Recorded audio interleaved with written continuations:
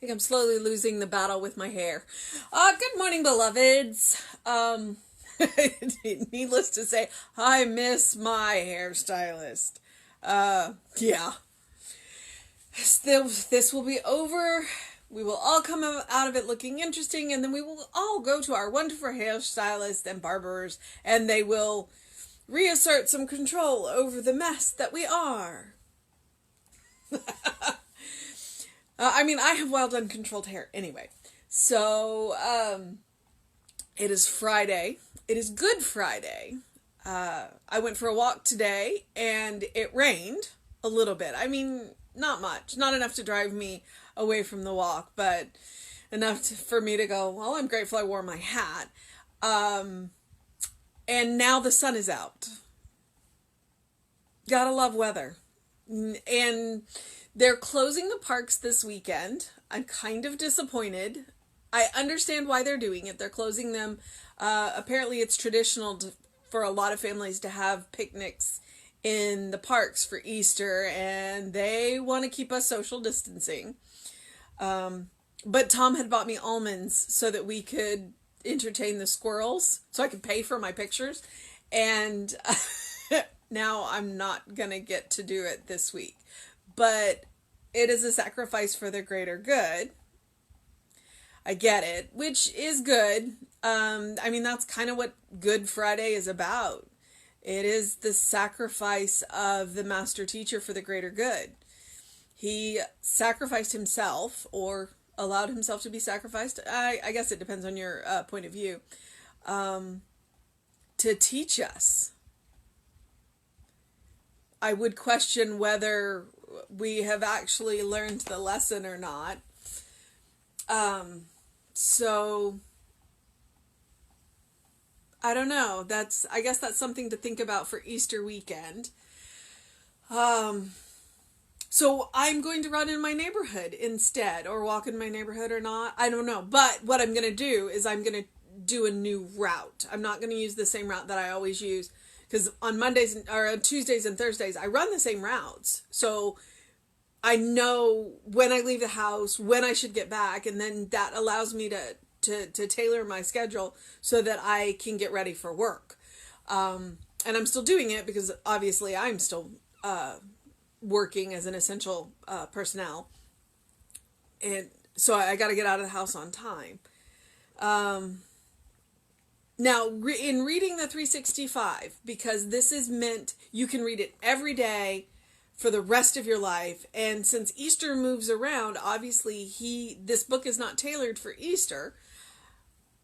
So we are going to now go and find out what April 10th is. And let's see what that is. And as you can see by the little orange ears, my co-minister has arrived just in time to be in the way for me to read the book. I love her very much. Don't let me kid you. I wish you could hear her purring. The purrs don't translate well over the electronic media. We've tried. If I could ever get Gabby in here, she has a very squeaky purr. That one you can hear. She's just not amenable to be picked up and carried around, and, she is what she is. Good morning, Susan. I see you. All right. So, our Bible quote comes from Acts 17:28 today. In him we live and move and have our being. We see that a lot in the science of mind. I think Ernest Holmes likes to quote him a lot, or quote that line a lot. So that's interesting. I didn't know where it came from, and now I do. All right. Life is activity, and when we stop being active, we turn away from the newness of life. And the person who grows old in years without an inward expectation and assurance that he is going to live forever, somewhere will find the last part of his life burdened with the thoughts of yesterday. Let us make up our minds that yesterday is gone. Tomorrow is not yet arrived, but today can be filled with wonder.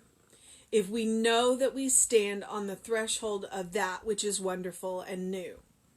I have never yet met a single individual who maintained this attitude in the last part of his life unless he had faith.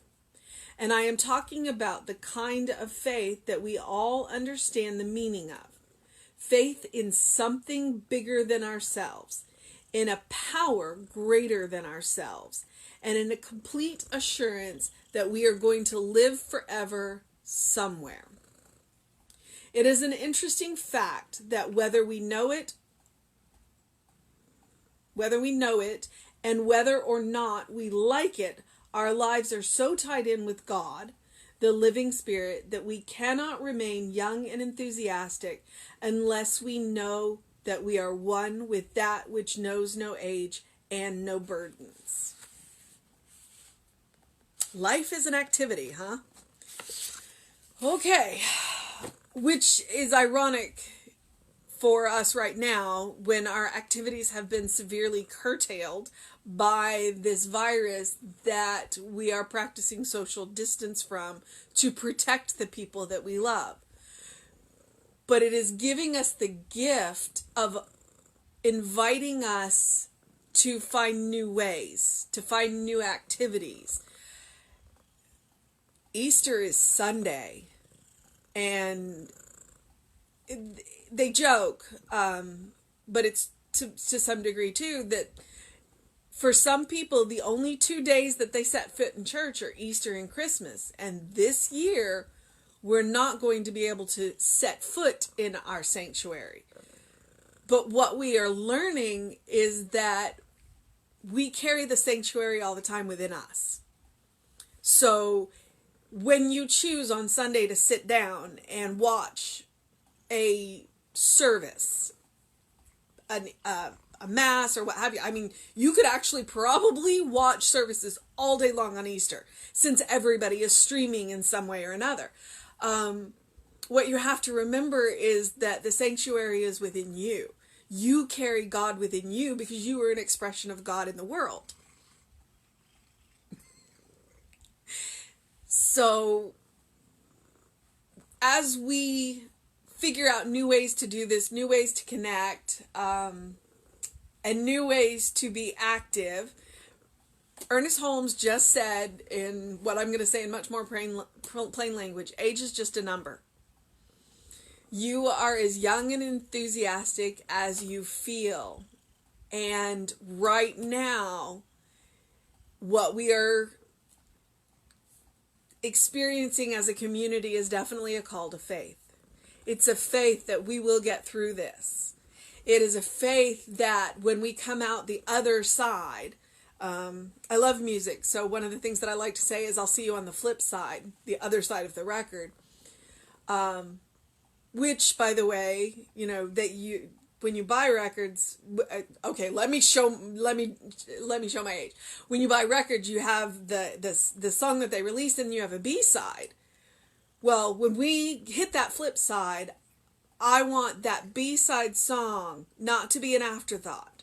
I want it to be just as good as, actually, I want it to be better than the side we've been watching, the side we've been listening to. When we come out the other side of this, that we will be better because we've taken the time to go within, to meet that place where we meet God, to spend some time in that place where we meet God and get to know ourselves better. And this Holy Week is a good time to do that. So I will be back tomorrow to let you know how my new route went with my run or whatever I choose to do. That's providing the weather cooperates.